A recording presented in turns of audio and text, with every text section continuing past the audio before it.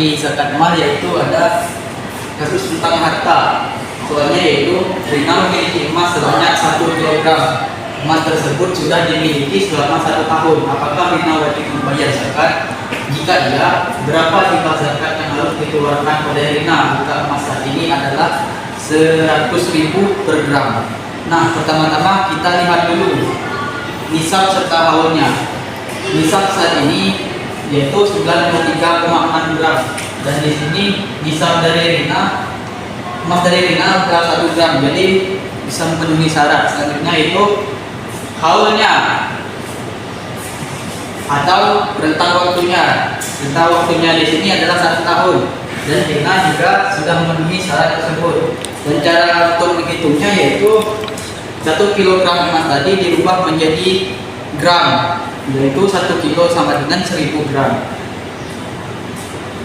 Rumusnya yaitu 2,5% dikali dengan 1000 dikali dengan emas dari Rina tadi, kemudian dikali dengan harga emas saat ini yaitu 100.000. Jadi hasilnya adalah 2,5 juta. Jadi zakat yang harus dibayarkan oleh Rina adalah sebesar 2,5 juta. Yang kedua yaitu tentang pertanian. Soalnya seorang petani sedang memanen padi di sawah. Sawah tersebut diairi dengan air yang berasal dari PDAM. Setelah dihitung, padi tersebut berjumlah 1 ton. Jadi berapa zakat yang akan dibayarkan oleh seorang petani tersebut? Dalam pertanian terhitung zakatnya yaitu 5% untuk persawahan yang diairi PDAM, serta 10% untuk diairi air hujan atau semacamnya. Nah, cara menghitung zakatnya yaitu kita lihat dulu nisab dan haulnya. Nisabnya di pertanian yaitu 750 kilo, sedangkan seorang petani tadi sawahnya itu 1 ton, jadi sudah memenuhi syarat dari haul, maksudnya nisab. Sekarang haul dari pertanian yaitu ketika panen, jadi sudah memenuhi syarat juga. Nah, rumusnya yaitu 1 ton tadi diubah sama dengan 1000 kilogram. Karena sawah petani ini diairi oleh PDAM, jadi kita menggunakan yang 5%. Jadi 5% dikali 1000, hasilnya yaitu 50 kilogram. Jadi zakat yang harus dibayar oleh petani tadi adalah 50 kilogram. Kasus yang terakhir yaitu adalah zakat profesi. Kasusnya seorang bidan memiliki penghasilan. Yang pertama itu gaji dari rumah sakit sebesar 1 juta dan gaji dari klinik sebesar 2.500.000, serta pengeluarannya dalam 1 bulan yaitu ada keperluan pokok sehari-hari dengan pengeluaran 1.200.000 dan biaya pendidikan anak sebesar 800.000. Pertama-tama kita jumlahkan dulu total penghasilan dan total pengeluarannya. Dari total penghasilan sendiri 1 juta ditambah 2.500.000 hasilnya 3.500.000, serta untuk pengeluarannya yaitu 1.200.000 ditambah 800.000 hasilnya 2 juta. Lalu kita kurangi dari 3,5 juta itu dikurang 2 juta, dapatlah hasil bersih dari gaji seorang buruh tadi adalah 1.500.000. Untuk penghitungan zakatnya yaitu kita ketahui dulu untuk zakat profesi ini kadar zakatnya yaitu 2,5%. Lalu dikalikan dengan 1.500.000 ini dari penghasilan bersih yang sudah kita jumlahkan tadi. Lalu hasilnya adalah 37.500. Itu zakat yang harus dikeluarkan oleh seorang bidan tersebut. Atau bisa juga kita hitung dari penghasilan kotornya, yaitu caranya 2,5% dikali dengan 3.500.000 dari total penghasilannya tadi. Hasilnya yaitu 87.500. Jadi terserah kepada seorang bidan tersebut mau membayar zakat dari penghasilan bersih atau kotor. Mungkin sekian materi dari penghitungan zakat mal. Sekian, terima kasih. Assalamualaikum warahmatullahi wabarakatuh. Selanjutnya saya akan melanjutkan materi yakni tentang bab warisan. Adapun kasus tentang warisan yang pertama yaitu ialah Rudi meninggal dunia dengan meninggalkan harta warisannya, yaitu yang pertama harta peninggalannya yang berupa uang yaitu 201 juta rupiah, kemudian tajis mayit 500.000 rupiah, kemudian utang si mayit tersebut mengenai peninggalannya yaitu 10 juta. Kemudian orang-orang yang ahli waris itu sendiri yang dapat menerima warisan dari si Rudi tersebut.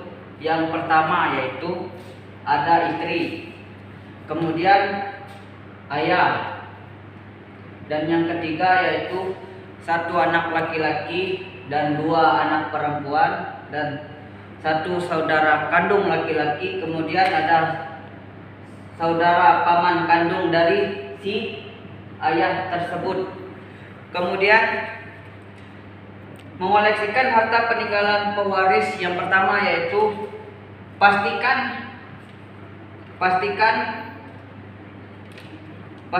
harta peninggalan 100%.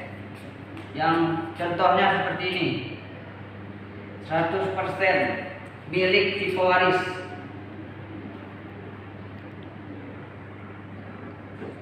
Maksudnya apa? 100% milik pewaris itu sendiri, yakni si Rudi tersebut, si orang yang sudah meninggal dunia ini tersebut, yang meninggalkan warisannya seperti 100% milik si pewaris tersebut mengenai tentang harta peninggalan, tajis mayit, utang piutang. Materi yang mengenai peninggalan dan seorang Rudi, yakni mengenai harta peninggalannya yaitu dengan nilai 201 juta rupiah dengan harta bersama sang istrinya yaitu 50% dengan nilai rupiah yaitu 100.500.000 rupiah. Dan kemudian tajis mayitnya itu ada 500.000 rupiah. Kemudian utang si mayit yang meninggal dunia yaitu Rudi dengan nilai 10 juta rupiah. Dan wasiat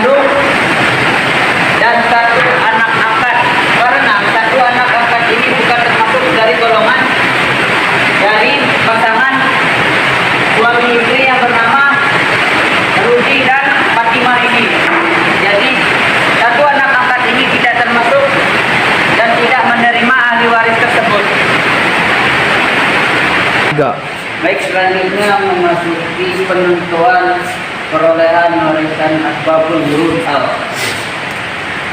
Baik, memasuki harta warisan yang selanjutnya yaitu penentuan perolehan warisan asbabul wurud, yaitu istri 1/8 dengan asbabul wurudnya yaitu 3. Kemudian ada ayah 1/6 dengan asbabul wurudnya yaitu 4. Kemudian satu anak laki-laki asbabul wurudnya 17 sama juga dengan satu anak laki-laki dan 2 anak perempuan. Nah, bagaimana cara menghitungnya? Yaitu 3 dikali 60 juta dibagi 24, yaitu dengan jadi sisanya yaitu 7.500.000 rupiah.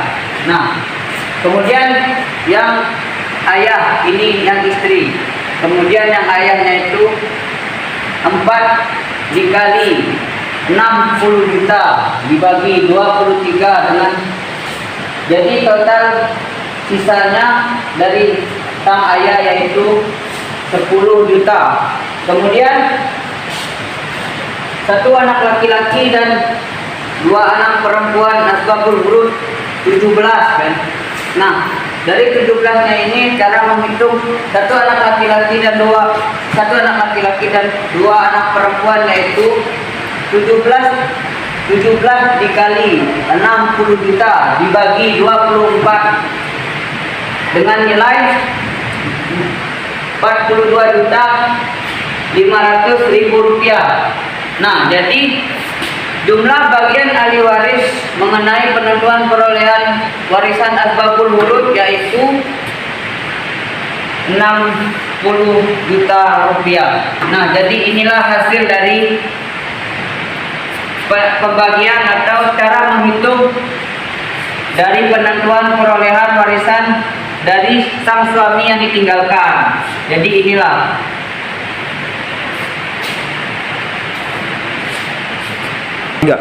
Baik, selanjutnya memasuki penentuan perolehan warisan masing-masing dari ahli waris yaitu asobah, yaitu ada satu anak laki-laki dan 2 anak perempuan yaitu asobah.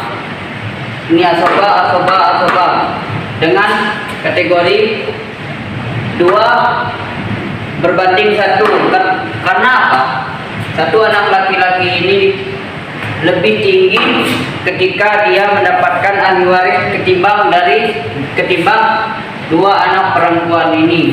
Nah, cara perhitungannya yaitu satu anak laki-laki ini yaitu 2 dikali 42.500.000 rupiah dibagi 4, yaitu jumlah akhirnya yaitu 21.250.000 rupiah.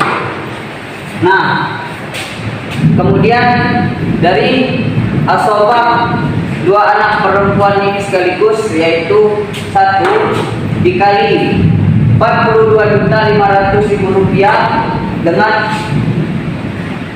ini sama ya, 1/4 dengan 1/4 dikali 42.500.000 rupiah dibagi 4 dengan nilai 10.625 juta.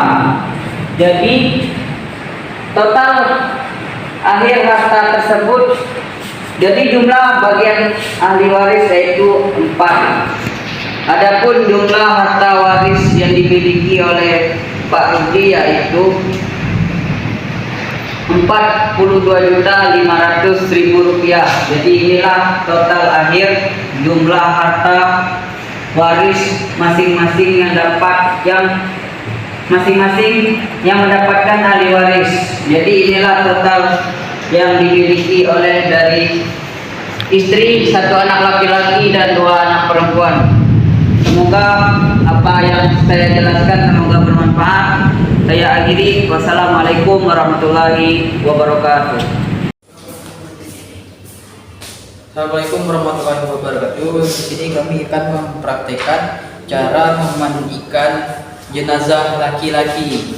Yang pertama itu mengistinjakan sang mayit dengan cara membersihkan tubuh jenazah serta bagian kubul dan ubur menggunakan sarung tangan tanpa memperlihatkan aurat dari sang mayit tersebut. Jika sudah selesai, yang kedua yaitu membersihkan gigi dan lubang hidung serta jari-jari dari sang mayit tersebut.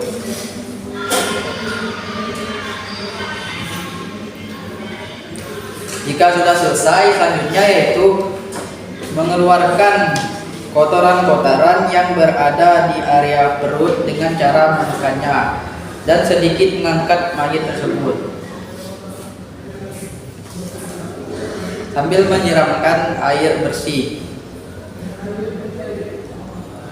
Selanjutnya yaitu siram seluruh tubuh mayit dengan air sabun dari ujung rambut hingga ujung kaki. Setelah itu baru disiram dengan air bersih.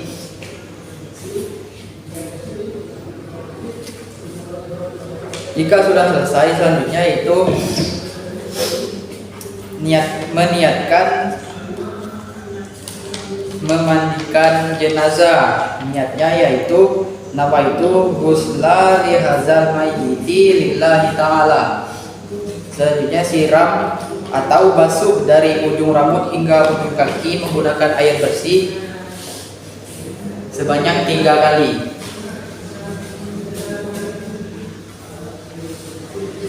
Oke, selanjutnya siram bagian kanan 3 kali menggunakan air bersih dengan cara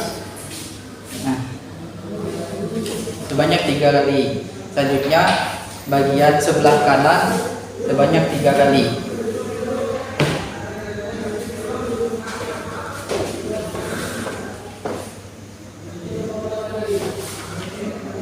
Nah, jika sudah selesai maka selanjutnya yaitu miringkan mayat ke kiri, kemudian bersihkan bagian punggungnya menggunakan air bersih.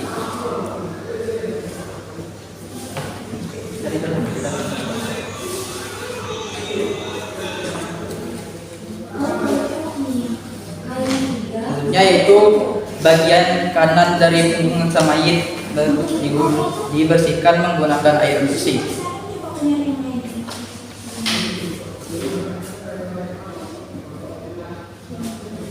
Nah, langkah selanjutnya yaitu siram kembali dari rambut sampai ujung kaki menggunakan air bersih sebanyak 3 kali.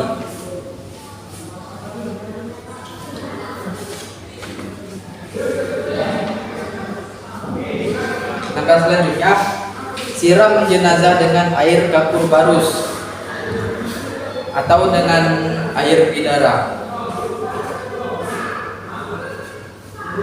Selanjutnya jenazah diwudukan dengan niat nawaitu wudu ali hadzal mayyiti lillahi ta'ala. Cara mewudukan sang mayit sama seperti wudu ketika orang masih hidup.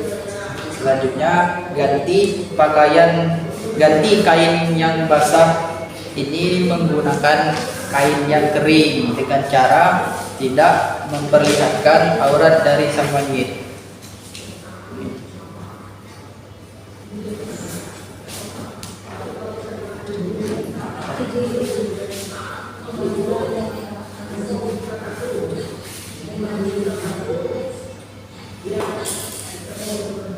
Nah, begitulah cara memandikan jenazah dari yang kami jelaskan di sini. Selanjutnya cara mengkafani jenazah. Pak. Selanjutnya adalah proses mengkafani jenazah. Yang pertama, menyiapkan 5 tali di bagian yang akan kita jadikan tempat untuk mengkafani jenazah. Yang kedua yaitu rentangkan kain pertama di posisi tengah. Posisi tengah. ditanggal di posisi tengah. Selanjutnya yaitu kain kedua di posisi sebelah agak geser ke sebelah kanan.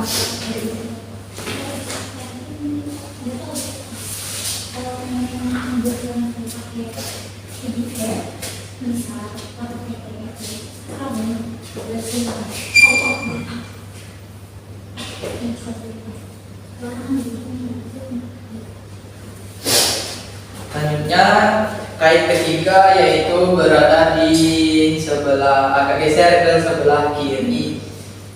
Ambil. Diletakkan di sebelah sini. Geser sini. Nah, selanjutnya yaitu letakkan jenazah di atas kain yang sudah disiapkan. Bentar. Lonje. Lah.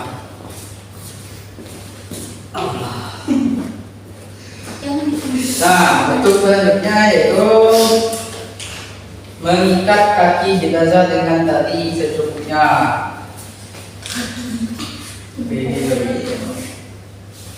Jika sudah selesai, menyedekapkan kedua tangan jenazah dengan tangan sebelah kanan berada di atas tangan sebelah kiri.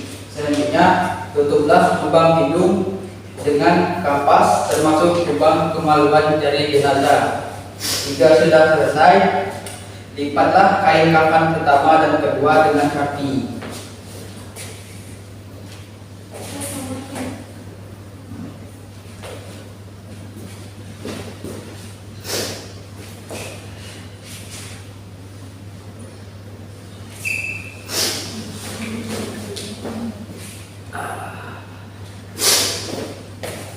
Jika sudah, selanjutnya ambil kain yang menutup aurat jenazah sebelum melipatkan kain yang terakhir dengan cara mengambil dari sebelah kaki daripada jenazah.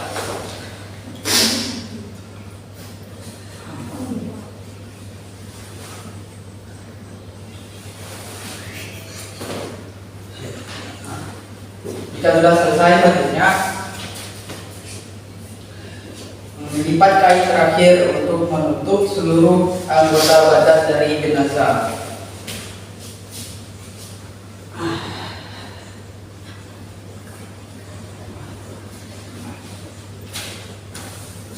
Terus selanjutnya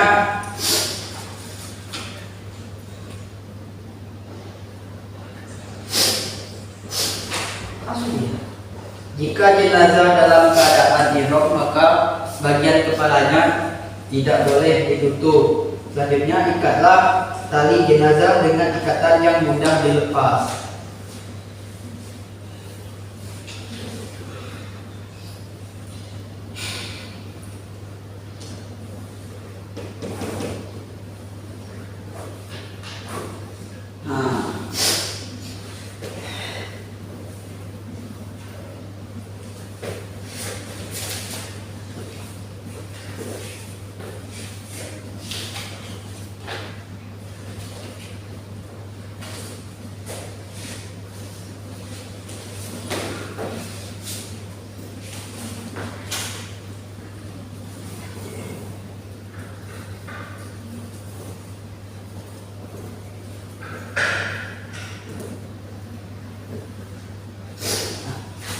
Nah, begitulah kiranya cara untuk mengkafani jenazah.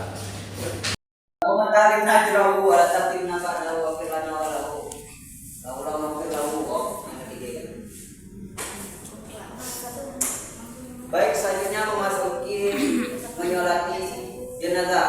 Adapun tata cara menyolati jenazah itu sendiri, yang pertama yaitu niat ketika jenazah laki-laki.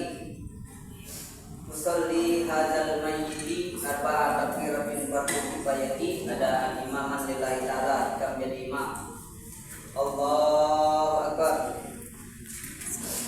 Kemudian takbir yang pertama yaitu Al-Fatihah. Kemudian takbir yang kedua Allahu akbar.